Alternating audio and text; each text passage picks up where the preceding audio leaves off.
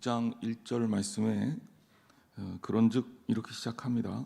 자, 결론이라는 얘기예요. 앞에 것과 연관이 돼 있다라는 얘기입니다. 원래 성경은 제가 반복해서 몇 번 얘기했지만 원래 장절이 없다 그랬죠. 그러니까 편지 쓸 때 장절 쓰면서 편지 쓰는 사람은 거의 없잖아요. 그러니까 원래 이게 하나로 이렇게 쭉 썼던 건데, 그럼 우리가 찾기가 너무 힘드니까 장절을 만든 거예요, 후대에.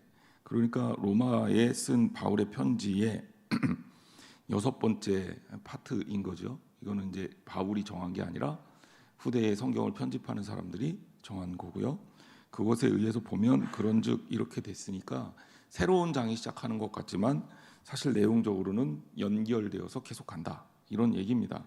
물론 내용이 전환점은 있습니다. 그러니까 6장이라는 표현으로 반전을 주었겠죠. 자, 여기에서 하고 싶은 이야기가, 바울이 하고 싶은 이야기가 뭐냐? 그럼 앞절에서는 무슨 얘기를 했는지 우리가 봐야 됩니다.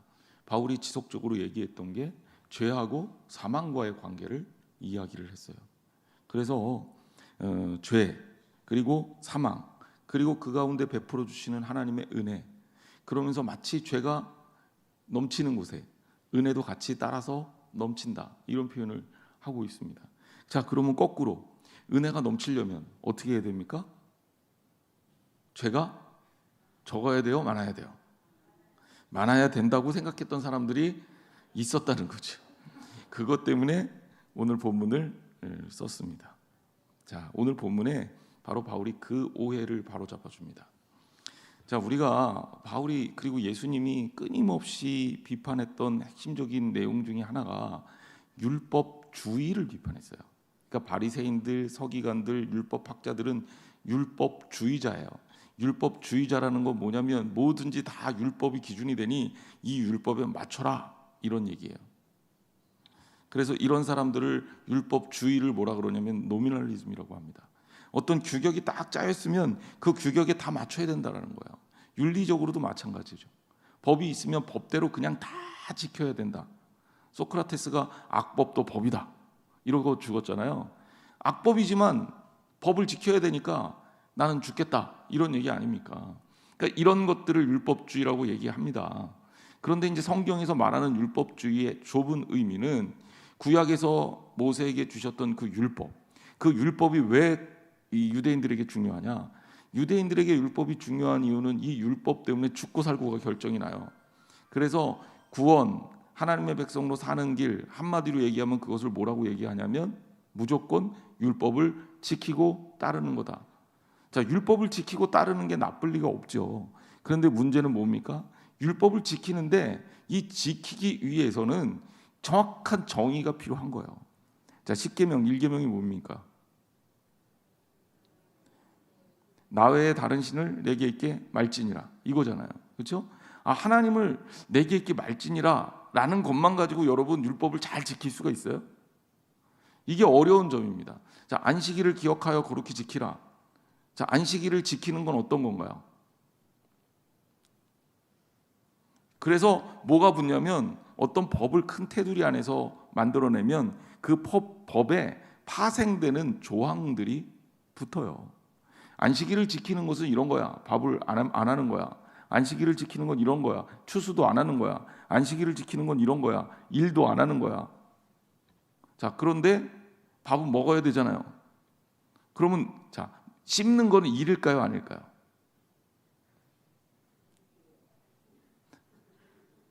우리가 그러잖아요. 밥 먹으면서 먹는 것도 일이라고, 씹는 것도 일일까요?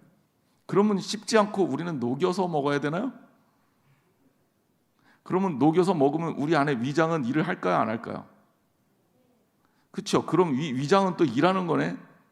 그럼 안식일에 계명하고 어긋나는 거 아닙니까? 예수님을 따라다니던 제자들이 배가 고팠어요.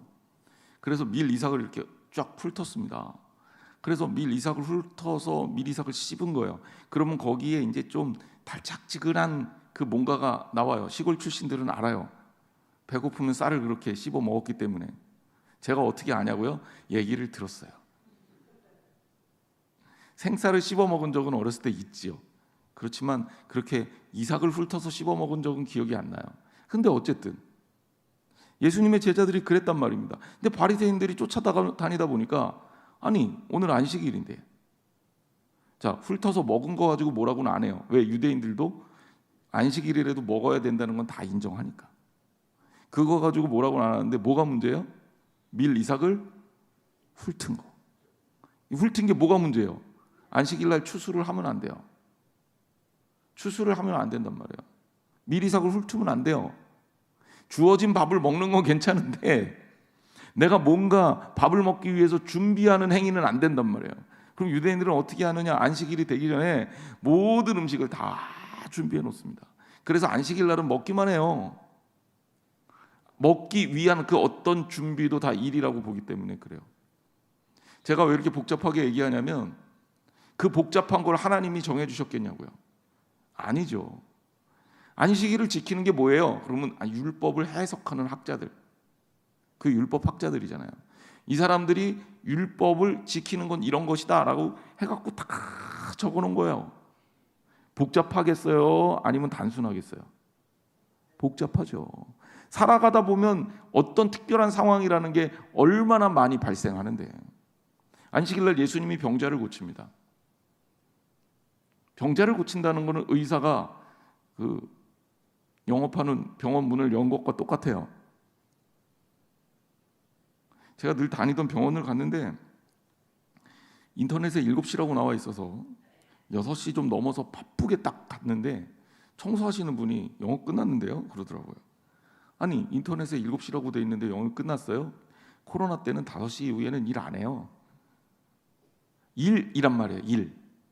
그런데 예수님이 병자를 고쳤어요. 우리나라로 따지면 의료법 위반이거든요. 유대인들 기준으로 따지면 안식일에 하지 말아야 될 일을 한 거예요. 일을. 예수님이 뭐라 그래요?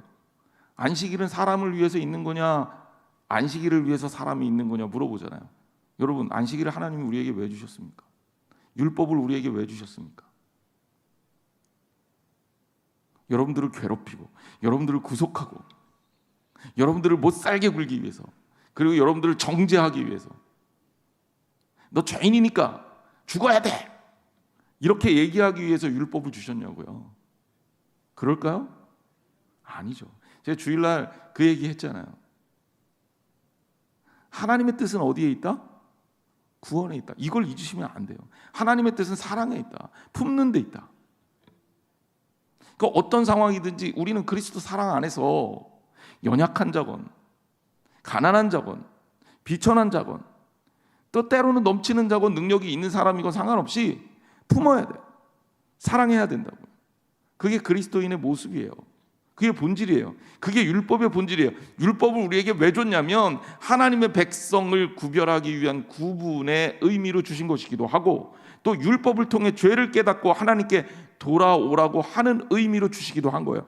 율법의 가장 근본적인 정신은 우리를 사랑하신다는 하나님의 사랑 고백이란 말이에요. 그러니까 율법에서 사랑을 떼내면 팥빵에 안고가 없는 거예요. 율법에서 사랑을 떼내면 본질이 없는 거란 말이에요. 그런데 나중에 이게 어떻게 변질이 되냐면 율법주의자들에게 의해서 이 율법이 사람을 정죄하는 수단으로 바뀌어버렸단 말이에요.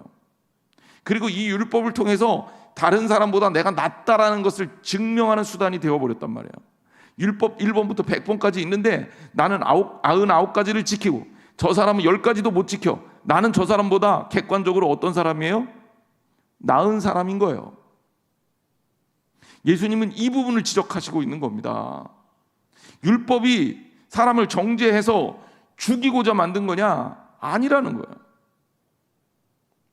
그런데 율법주의자들은 계속 그런 식으로 사람을 정죄하기에 익숙했단 말입니다. 그러니 여러분, 교회 안에서도 마찬가지예요. 누군가 좀 부족할 수 있어요.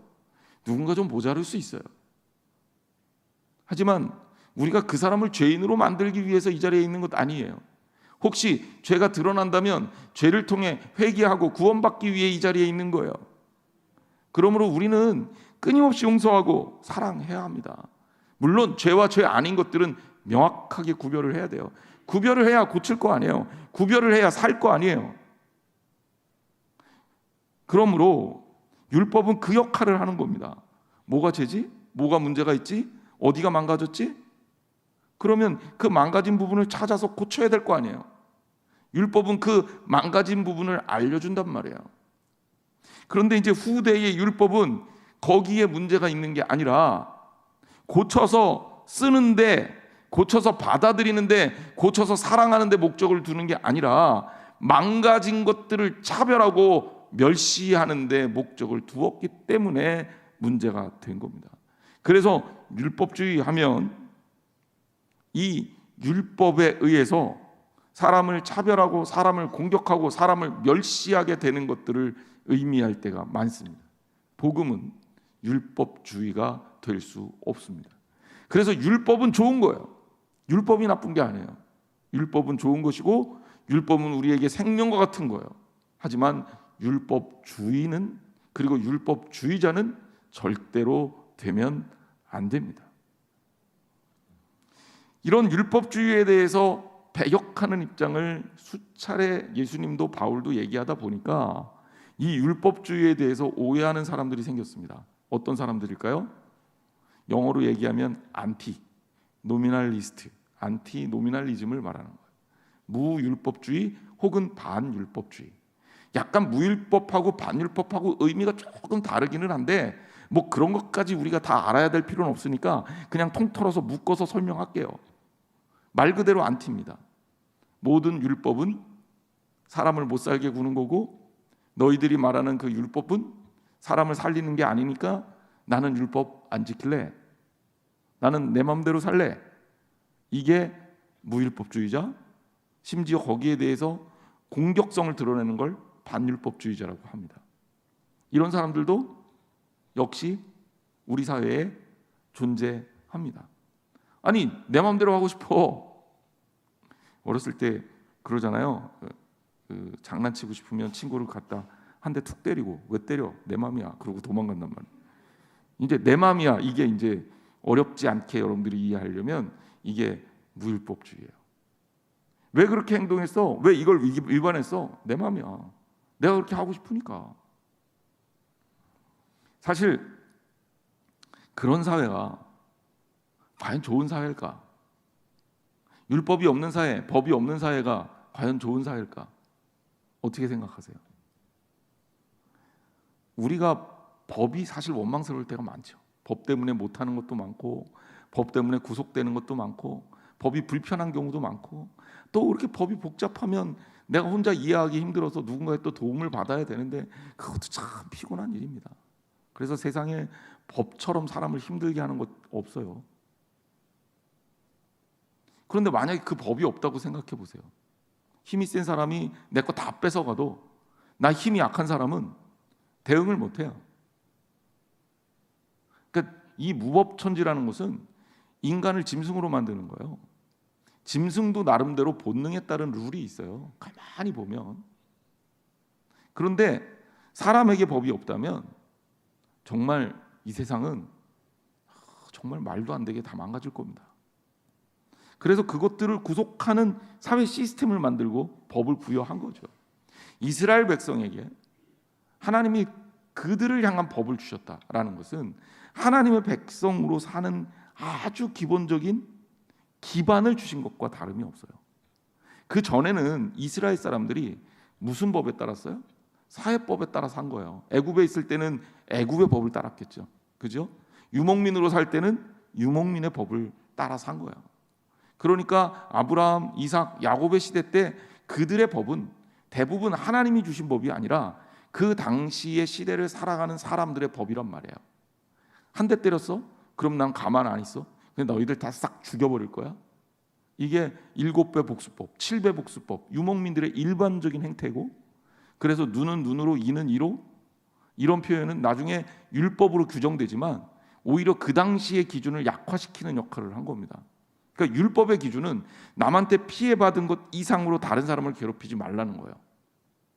그렇지만 유목민의 법은 뭐냐면 남한테 10원을 뺏겼으면 날 건드렸어? 쫓아가서 다 뺏어와도 되는 거예요.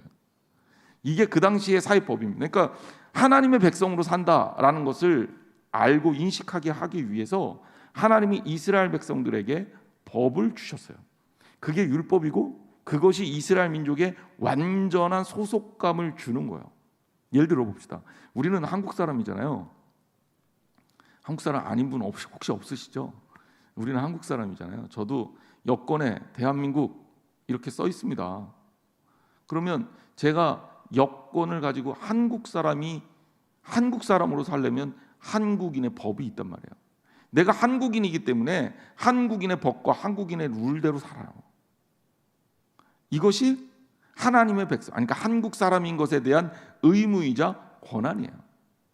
근데 제가 나라가 없어요. 그럼 나를 구속할 법이 있겠어요, 없겠어요? 없죠. 하지만 과연 그 사람이 잘 살 수 있을까? 한국 사람이기 때문에 지켜야 될 의무가 있지만 한국 사람이기 때문에 누릴 수 있는 권한이라는 게 어마어마하다고요.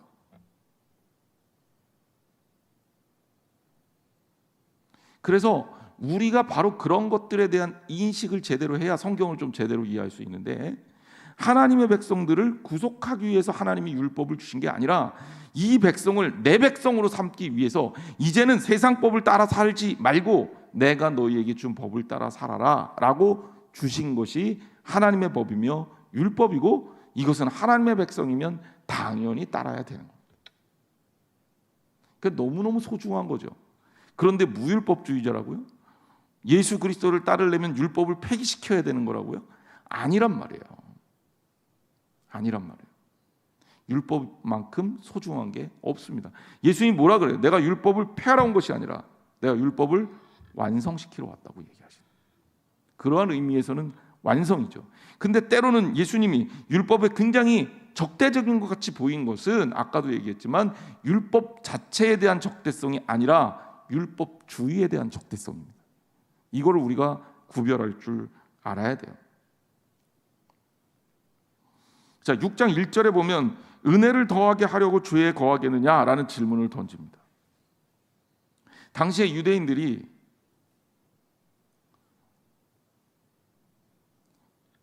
은혜를 강조하다 보니까 죄가 어떻게 돼요? 축소돼요. 그러면 심지어는 뭐라고 얘기해요? 죄가 많은 곳에 은혜가 넘친다. 사실 이 고백은 죄를 많이 절하라는 얘기가 아닌데, 우리는 은혜 받은 백성이니까, 나는 은혜로운 사람이니까 이때 내 마음대로 어떻게 율법에 구속받지 않고 자유롭게 살아도 되는구나. 아직도 이렇게 가르치는 사람들도 있어요. 구원파 교리가 약간 그 성향에 가깝습니다. 성경의 본질을 오해하고 있는 거죠. 그러면 그게 옳으냐? 율법주의를 배격하고 무율법주의적 태도가 옳으냐? 은혜를 우리가 은혜에 붙들린 사람이니까 내가 받은 은혜의 힘이 너무 커서 내 안에 어떤 죄를 짓더라도 그건 더 이상 문제가 되지 않고 나한테 아무런 꺼리낌이 없다. 정말 그러냐? 6장 2절에 답이 나오죠. 그럴 수 있다 없다? 없느니라. 죄에 대해서 우리가 죽은 우리가 어찌 그 가운데 더 살겠느냐? 죄에 대해서 죽은 사람이란 말이에요.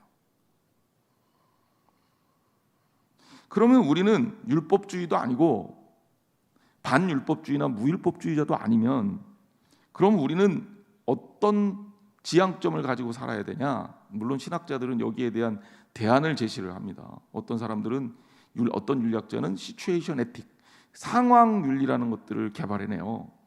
그래서 율법 조항을 다 지키는 게 아니라 율법의 핵심적인 사상, 하나님을 사랑하는 것, 예수 그리스도를 사랑하는 것, 이웃을 사랑하는 것, 그것들을 붙들고 나머지는 상황적 판단에 따라 옳고 그름을 결정하면 된다라고 얘기를 합니다.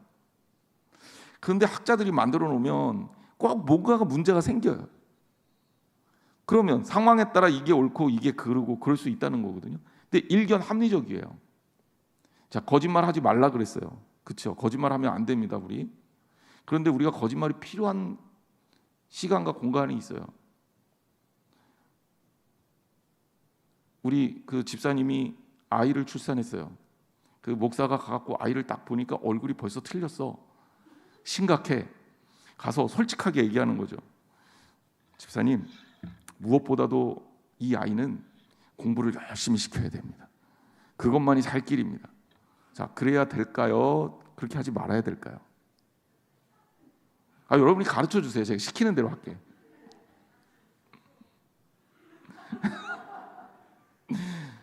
근데 제가 그렇게 얘기하면 목사님이 뭐 저래 그러면서 시험에 빠질 사람이 너무너무 많을 거예요. 그럼 어떻게 해야 됩니까? 와, 예쁘다. 안 이뻐도 속으로는 안 이쁜데 와, 진짜 예쁘다. 어렸을 때는 안 이뻐 보일지 몰라도 크면 이런 애들이 훨씬 예뻐져요. 거짓말입니다, 사실. 그런데 물론 그런 경우도 있죠. 또 외모가 다는 아니니까 외모 가지고 얘기하는 것도 웃기지만 제가 예를 드는 거예요. 우리가 그러면 상황주의자들은 이렇게 얘기하는, 그런 상황에서 거짓말을 한 거는 그거는 선한 일이지 나쁜 일이 아니다. 결혼식장에 가서 주례하는 목사가 신부를 보고 신랑을 보니까 이제 앞길이 캄캄하다. 그래서 이 부부는 정말 신부 네가 열심히 먹여 살려야 된다. 이렇게 주례를 하면 결혼식이 어떻게 되겠습니까? 신부 집이 초상이 나겠죠. 그러니까 그런 식의 솔직함, 이거는 폭력일 수도 있거든요. 미국 속담 중에 재미있는 속담이 있습니다. 당신의 목사를 장례식장에서 거짓말쟁이로 만들지 말아라. 그런 속담이 있어요. 장례식장에서 정말 아무리 다른 사람들과 관계가 안 좋다 하더라도 목사가 장례식을 치르면 이분은 선한 영향력을 끼쳤습니다. 이렇게 설교하게 되잖아요. 그래도 정말 말도 안 되는 죄를 졌다 할지라도 그래도 본성만은 깨끗하셨습니다. 라고 얘기해야 되잖아요. 그 미국에서도 그런 거죠. 그러니까 그런 속담이 생긴 거예요. 목사가 장례를 하면서 거짓말을 할 수밖에 없다. 그러니 거짓말쟁이로 만들지 않으려면 우리가 신앙생활을 잘해야 된다. 우리 한양제일교회 교인들은 저로 하여금 거짓말을 안 시킬 줄 믿습니다. 꼭 그렇게 하셔야 돼요. 그런데 이래서 상황윤리라는 것이 개발이 되고 이 상황윤리라는 것들이 학자들에 의해서 발표됐어요. 자, 문제는 그 상황이라는 것이 왔다 갔다 한다는 게 문제예요. 왜냐하면 정말 어떤 경우에 나는 그건 좋은 의도로 한 거야. 그런데 남들이 봤을 땐 좋은 의도로 한 게 아니야. 이래서 이게 또 어려워지는 거예요. 본질적으로 나름대로 합리적이고 납득이 가는 면은 있지만 그것이 제대로 된 설명을 해주지 못할 때도 있단 말입니다. 그래서 어려울 수밖에 없는데 중요한 것은 제가 여러분들에게 늘 그렇기 때문에 얘기하는 것은 우리는 하나님의 말씀을 붙들고 살면 돼요. 저는 이것을 굳이 이름을 붙이자면 복음주의다 이렇게 부르고 싶어요. 율법의 조항들이 중요한 건 아니에요. 하지만 율법의 정신은 중요합니다. 때로는 우리가 실수할 수도 있어요. 하지만 사랑하는 게 중요합니다. 율법을 무시하고 살라? 그거는 말도 안 되는 얘기예요. 그러니까 우리는 하나님의 말씀을 붙들고 살아야 된다. 저는 이렇게 얘기하고 싶습니다. 굳이 이름을 붙이자면 복음주의다 이렇게 말하고 싶어요. 그래서 우리는 사실은 율법주의자도 무율법주의자도 상황주의자도 아닌 복음주의자로 살아야 되는 겁니다. 자, 그리고 잘 모르겠다 그러면 하나님께 물어보시면 돼요. 열심히 물어보셔요. 언제까지? 하나님이 응답하실 때까지. 하나님이 응답하셨는데도 내가 못 알아들어요? 그러면 내가 알아들을 수 있도록 귀를 열어야죠. 마음을 열어야죠. 그게 우리의 신앙적인 노력입니다. 사실 신앙생활이라는 건 그렇게 하나님과 소통하면서 사는 거예요. 바울은 얘기합니다. 무율법주의? 은혜를 더하게 하려고 죄를 더해? 죄에 관한 것이 하나님의 은혜를 풍성하게 하는 것이니 그러니 우리가 더 죄를 거하겠다? 죄야 더불어 사겠다? 어쩔 수 없는 죄를 지으면서 이건 뭐 사람이라면 당연한 일이지 그러면서 우리는 여전히 죄를 짓고 살겠다? 그럴 수 없다는 겁니다. 그럴 수 없다는 거예요. 죄에 대해서 죽은 우리가 어찌 그 가운데 살겠느냐? 죄에 대해서 죽은 성도는 더 이상 죄에 의해서 지배받지 않습니다. 정말 중요한 것은 내 마음과 내 삶을 누가 컨트롤하고 있느냐는 거예요. 죄가, 나의 욕망이 나를 컨트롤하고 있다면 우리는 잘못된 삶을 사는 거예요. 우리의 마음에, 우리의 생각이, 우리의 영이 하나님의 말씀에 붙들려서 주님에 의해서 컨트롤 되어야 합니다. 그래야 우리가 제대로 크리스찬으로 살 수 있는 거예요. 그래서 바울은 성도가 죽었다라는 표현을 아주 자주 씁니다. 성도가 죽었다. 우리가 실제로 죽었다 이게 아니고요. 죄에 대해서는 죽었다라는 거예요. 죄가 우리를 컨트롤하려고 그러는데 우리는 죄에 대해서 완전히 자유한 자로 산다는 거예요. 죄가 우리를 마음대로 못해. 죽은 사람은 안 움직이잖아요. 내가 명령을 해도 손가락의 세포가 죽으면 안 움직여요. 죄에 대해서는 우리가 그것과 같이 돼야 된다는 거예요. 그리고 반대로 우리는 무엇에 대해서 살아야 되겠습니까? 그리스도에 대해서는 산자가 돼야죠. 하나님 말씀에 대해서는 산자가 돼야죠. 아주 예민하고 아주 정확하게 주님이 원하시는 바대로 살아야 합니다. 그게 바로 크리스찬이라는 거예요. 죄의 세력권을 벗어나서, 죄의 노예 상태를 벗어나서 하나님 말씀을 붙들고 살아야 된다라는 겁니다. 자, 3절 말씀으로 이어집니다. 같이 한번 읽겠습니다. 시작. 무릇 그리스도 예수와 합하여 세례를 받은 우리는 그의 죽으심과 합하여 세례를 받은 줄을 알지 못하느냐. 아멘. 이제 바울은 이 이야기를 더 잘 설명하기 위해서 세례를 예로 가져오고 있습니다. 왜 세례가 중요한 거냐?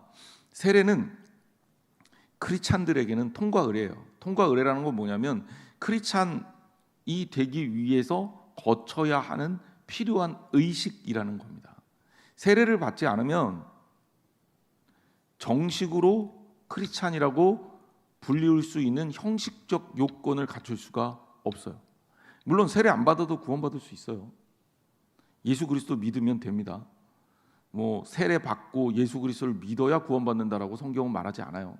구원은 철저하게 그리스도를 믿으면 되는 겁니다. 자, 그런데 그리스도를 믿는 우리들이 세례라는 통과 의례를 만들었단 말이에요. 왜? 이게 왜 중요하냐? 세례의 의미 때문에 그렇습니다. 자, 우리가 좀 약해지긴 했지만 기독교는 전통적으로 7개의 성례전을 갖고 있었어요. 그런데 예를 들면 장례식도 성례전이고요, 결혼식도 성례전이고요, 태어났을 때 하는 것도 성례전이고요, 이런 것들이 쭉 7가지가 있습니다. 그 중에서 우리에게 가장 중요한 성례전은 세례와 성찬이에요. 그래서 캐톨릭은 7가지를 다 하고 있지만 우리 개신교는 7가지 성례전 중에서 2가지만 성례전으로 인정하고 가지고 왔습니다. 그것이 뭐냐면 세례와 성찬이에요. 하지만 우리가 이제 장례도 그리고 결혼도 이게 굉장히 중요한 성례전 같은 역할을 하는 것이면은 틀림이 없어요. 그래서 이걸 우리가 우습게 생각하면 안 됩니다. 그냥 예배가 아니라 일종의 예식이라고 불리는 이유가 거기에 있는 거예요. 하지만 그것들보다도 훨씬 더 중요한 우리 신앙의 핵심이 뭐냐? 그건 세례와 성찬입니다. 코로나 때문에 우리가 성찬을 못 하고 있어요. 참 가슴 아픈 일입니다. 어떻게든지 코로나가 끝나면 성찬을 우리가 한 달에 한 번 정도는 무조건 할 겁니다. 왜? 그게 우리에게 굉장히 중요한 의례예요. 의례는 해도 되고 안 해도 되는 거예요. 성찬식 1년에 한다고 1년에 한 번 해도 한 달에 한 번 해도 매주 한다고 해서 그게 교회냐 아니냐, 교회로서 마땅히 해야 될 일이냐 아니냐 이런 걸 결정하는 건 아닙니다. 하지만 그만큼 성찬이 가지는 의미가 굉장히 커요. 그건 제가 이제 성찬식을 앞에 두고 그 부분에 대해서는 여러분들에게 이제 설명할 기회가 있으리라 생각합니다. 지금 성찬도 복잡한 신학적 논쟁도 있고 그래서 그 제대로 알고 받는 것이 중요합니다. 세례는 어떻습니까? 여러분 다 세례 받으셨죠? 그렇죠? 안 받으신 분 있으면 받아야 돼요. 자, 옛날에 받은 세례 기억이 납니까 안 납니까? 저 같은 경우 기억이 안 나요. 유아 세례를 받았거든요. 제가 아영감리교에서 세례를 받았는데 하도 어렸을 때 받아서 기억이 하나도 안 납니다.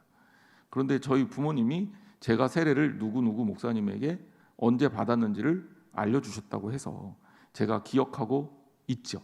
저는 부활절날 세례를 받았다고 하시더라고요. 그런데 내가 알지도 못하는 세례, 어떻게 받았는지도 모르는 세례가 왜 그렇게 중요하냐? 그건 똑같습니다. 여러분, 생일 태어났을 때 기억나요, 안 나요? 너무 머리가 좋아서 나는 어머니 뱃속에서 있을 때도 기억이 나고 태어났을 때도 기억이 나고 그럴 수 있는 분이 있을지 모르겠습니다. 가끔 우리 아들이 이상한 소리를 하는데 어머니 뱃속에 있을 때가 생각이 어렴풋하게 난다고. 뭐 생각난다는데 뭐라고 할 말은 없지만 대부분의 사람들 모르잖아요. 그렇지만 우리는 태어난 날은 중요하게 생각하죠. 그렇죠? 중요하게 생각합니다. 그래서 생일날은 축하도 받고요. 또 생일날은 미역국도 먹고요. 맛있는 음식도 먹고요. 선물도 받고요. 왜? 내 존재가 이 땅에 태어났다는 게 그만큼 소중하기 때문에 그래요. 그런데 세례는 뭐 같은 거냐면 영적인 생일날과 같은 거예요. 육적인 생일날은 내가 태어난 날이라면 영적인 생일날은 세례일이라고요. 근데 우리들 세례 받은 날 별로 기억 안 하잖아요. 앞으로는 좀 생각하고 의미 있게 보내시는 게 좋을 것 같아요. 왜냐하면 그만큼 중요하기 때문에 그래요. 물론 나를 기억하고 안 기억하고가 문제가 아니라 오늘 하나님 앞에 어떻게 사느냐 이것이 중요하지만, 그럼 세례는 과연 어떻기 때문에 중요한 거냐? 세례의 모습을 우리가 생각해 보면 됩니다. 원래 세례는요, 지금도 침례교회에서는 이제 물을 떠놓고 물 속에 푹 잠기게 하지만 보통 강에서 행해졌잖아요. 예수님도 요단강에서 세례를 받았고 세례 요한도 요단강에서 세례를 받았습니다. 세례를 베풀었고 그랬죠. 자, 그런데 요단강에 가보면 별로 세례 받고 싶은 마음이 안 들어요. 왜냐하면 요단강 물이 더럽거든요. 그 흙탕물이에요. 깨끗하지가 않아. 들어가고 싶지가 않아요. 특히 예수님이 세례 받은 그곳이라고 해서 거길 가보면 왜 그렇게 파리하고 벌레들은 많은지. 그런데 이제 제가 그 얘기를 하려고 그러는 건 아니고, 그 당시에 요단강에서 세례를 줄 때의 모습, 첫 번째는 흐르는 강물에서 사람을 이렇게 뒤로 이렇게 누입니다. 그래서 어떻게까지 누이게 하냐면 물속으로 완전히 온 몸이 다 잠겨요. 그 상태에서 세례를 주면서 일으켜서 나오게 합니다. 자, 그럼 이건 어떤 의미가 있냐? 물속으로 들어가서 온몸이 잠기는 것은 죽음에 대한 의미가 있어요. 죽는 거예요. 그럼 우리가 뭐로 죽느냐? 죄된 몸이 죽는 겁니다. 죄악과 단절이 되는 거예요. 그래서 세례는 죽음의 의미를 담고 있다. 그리고 제가 아까 생일이라고 표현했잖아요. 영적인 생일이다. 물 밖으로 다시 나올 때는 뭐가 되는 거예요? 이때는 사는 거예요. 새로운 몸으로, 새로운 마음으로, 새로운 삶으로 태어나는 겁니다. 그러니까 영적으로 말하면, 신학적으로 말하면 예수 그리스도를 믿는 사람하고 예수 그리스도를 믿지 않는 사람하고는 다른 사람이야. 이건 차별하자는 얘기가 아니라 본질적으로 다르다는 거예요. 본질적으로 우리는 영원히 살 사람이고 예수 그리스도를 믿지 않는 사람들은 죽을 수밖에 없는 존재예요. 그러니까 겉은 차이가 없어도 본질, 영적 본질은 다르단 말이에요. 세례를 받은 사람들은 죽었다가 다시 태어난 사람이에요. 그러니까 이 거룩한 몸으로 다시 하나님의 자녀로 태어난 사람은 달라지는 거예요. 이게 세례의 의미예요. 그래서 세례는 단순한 의식이나 성례전만을 얘기하는 게 아니라 한 걸음 더 나아가서 예수 그리스도와 하나 되는 은유적인 연합의 의미를 갖습니다. 세례는 그렇기 때문에 다른 어떤 의식보다도 우리에게 가장 중요한 것이고 그리스도와 연합된 사람임을 뜻하는 겁니다. 자, 그러면 이렇게 또 질문할게요. 옛날에 세례를 받았어요. 그런데 세례를 받은 게 기억이 안 나. 내가 예수 그리스도를 잘 믿어야지, 그리고 결단하고 세례를 받은 게 아닌 것 같아. 그래서 나는 세례를 다시 받아야 되겠다라는 마음이 들었어요. 그래서 목사님, 세례를 저는 다시 받겠습니다. 맞아요, 틀려요? 틀려요. 왜? 세례를 주는 주체가 목사가 아니거든. 내가 아니거든. 예수 그리스도란 말이에요. 그리스도와 이미 연합이 됐어. 어쨌든 저쨌든. 그러면 이 다음에 이미 같이 다니고 같이 살고 있는데 예수님 또 한번 나갔다 들어오세요. 이렇게 해야 돼요? 그럴 필요가 없는 거죠. 그러니까 세례는 한 번만 받는 겁니다. 그래서 사실 캐톨릭에서 영세를 받고 교회에 오면 세례를 다시 줘야 될까요? 안 줘야 될까요? 안 줘요. 그래서 우리 감리교회는 캐톨릭의 영세도 세례로 인정합니다. 그러니까 이거는 지극히 제대로 잘 이해하고 있는 것이다. 근데 캐톨릭을 하면 세례를 다시 받으라 그래요. 영세를. 그러니까 제가 생각할 때는 세례에 대해서 정확한 의미를 모르는 겁니다. 또 한편으로는 침례교회 세례는 물 밑으로 들어갔다 나왔다 하라고 얘기를 합니다. 자, 그런데 여러분, 내가 예수를 믿어야 돼. 왜 우리가 약식 세례로 번지게 됐는지 그것도 얘기를 해드릴게요. 우리가 예수를 믿어야 돼. 예수 믿고 내가 회복됐어요. 그런데 이스라엘 지형상 물이 늘 있는 게 아니잖아요. 그럼 물이 없으면 강물이 없는데 세례를 못 준단 말이에요. 그러면 강물이 나올 때까지 세례를 기다렸다 받으세요. 이렇게 해야 됩니까? 그게 아니란 말이에요. 우리 교인들, 우리 세례 받기 위해서 중란천 안으로 다 들어갑시다. 그러면 아마 여기 있는 사람들 다 뭔가 하고 다 쳐다볼 거예요. 그 침례교회에서 물론 세례 받을 수 있는 욕조를 만들어요. 저는 그건 나쁘다고 생각하진 않아요. 왜냐하면 세례의 의미를 제대로 살린 거니까. 하지만 그것도 원조는 아니니까 굳이 우리의 세례가 잘못됐다고 얘기할 필요는 없는 거예요. 예수님이 언제 세례 받는 그 풀장 같은 풀 같은 데서 세례를 주셨나요? 제대로 하려면 요단강 가야 된다고요. 그렇게 얘기하면 한도 없고 끝도 없어요. 그리고 중요한 것은 뭐냐면 예수 그리스도와 영적인 연합이 되는 은유란 말이에요. 비유란 말이에요. 그 상징의 의미를 잘 하고 있으면 굳이 침례 아니라도 괜찮은 거예요.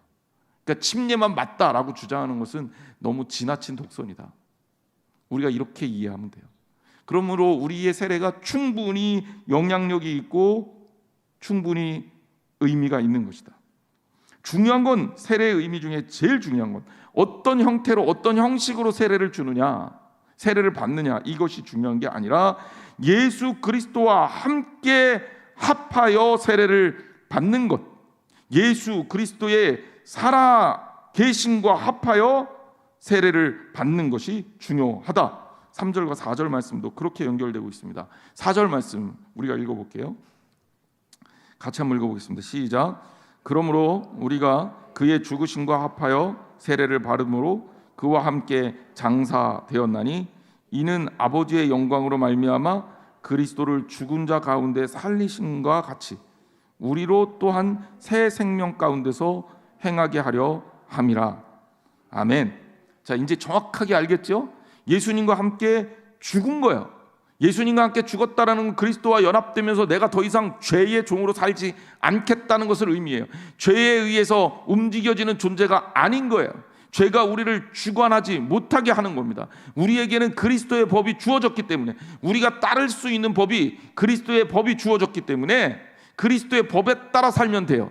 그러니 세상적 이런 어떤 죄에 대한 어떤 지배력도 우리를 가질 수 없어요. 우리는 거기에 대해서는 죽은 자입니다. 자, 그렇지만 우리가 죽은 자냐? 아니요, 우리는 진짜 산 자예요. 그럼 뭐에 대해서 산 자냐? 그리스도와 연합해서 새로운 삶을 얻은 진정한 의미에서 산 자란 말이에요.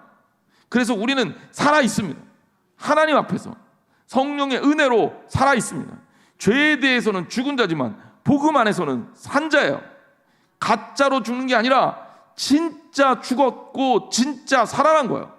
그러므로 여러분, 우리는 살아있기 때문에, 하나님의 나라를 사는 사람이기 때문에, 하나님의 백성이기 때문에 죄와 죽음에 대해서 두려워할 이유가 전혀 없는 겁니다. 세례 받는다라는 것, 그것이 바로 그리스도와의 연합을 상징하는 것이다. 자, 한 걸음 더 나아갑니다. 자, 세례는 뭐라 그랬어요? 바로 그런 것들을 상징하는 의식이라 그랬잖아요. 근데 이것이 다냐? 의식은 의식입니다. 자, 결혼식을 우리가 예를 좀 들어볼게요. 남자와 여자가 사랑해서 가정을 꾸리기로 결심하고 혼인신고를 했습니다. 두 사람 부부입니까? 아닙니까? 부부예요. 법적으로도 부부입니다. 결혼식 안 해도 부부입니다. 하지만 결혼식을 해요. 사람들을 불러다 놓고 결혼식을 하고 잔치를 합니다. 왜 결혼식을 하는 걸까? 이상하게 전 세계는 다 결혼식을 해요.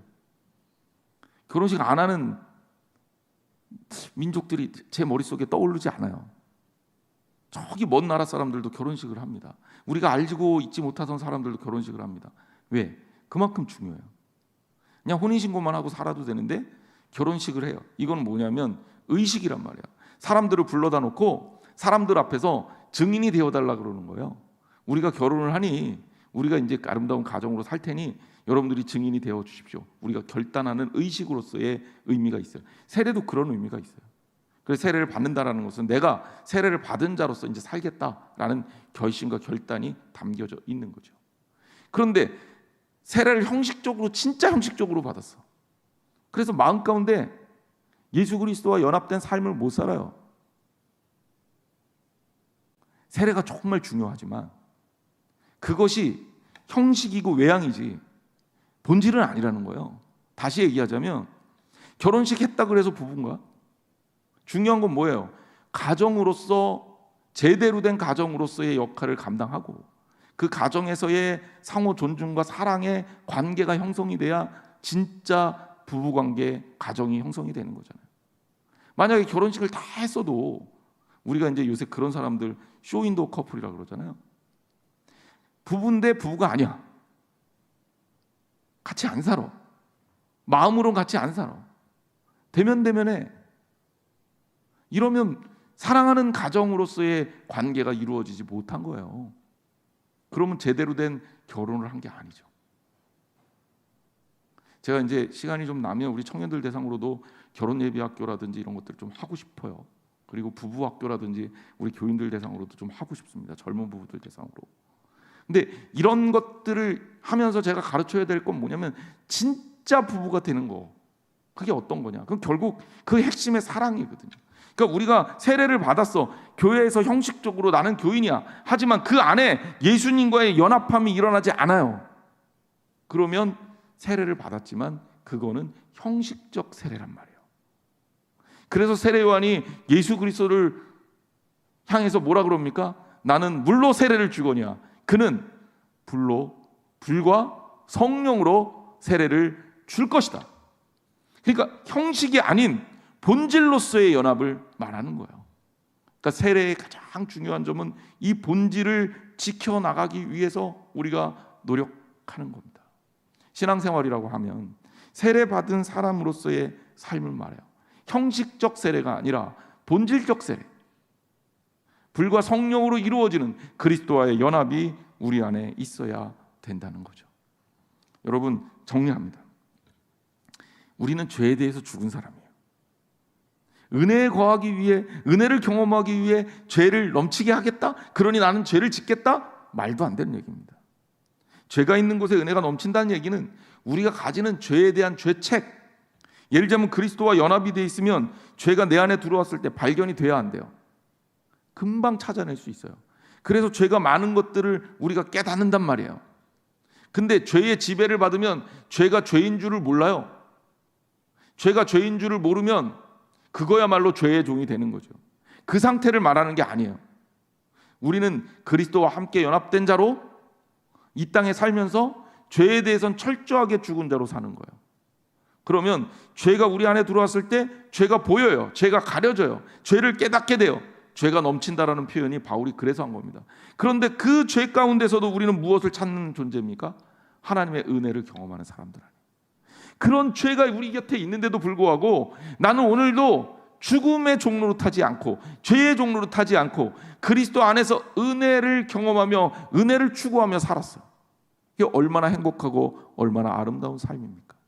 그것이 우리들의 삶이라는 거예요.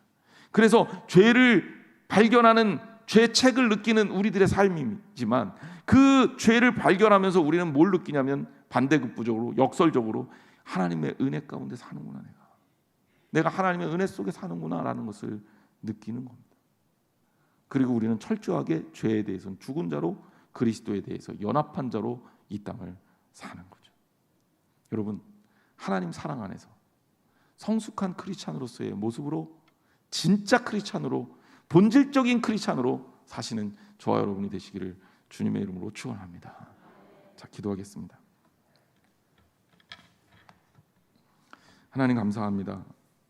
이 땅에서 하나님의 자녀로 사는 것, 하나님의 자녀로 살면서 매일매일 하나님 말씀 가운데 행복하게 사는 것, 그리고 주님의 은혜를 경험하는 것, 죽은 자가 아니라, 죽음을 향해 달려가는 자가 아니라 삶을 향해, 의를 향해, 하나님께서 베풀어 주신 하나님의 나라를 향해 달려가는 자로 사는 것이 우리의 은혜임을 다시 한번 깨닫습니다.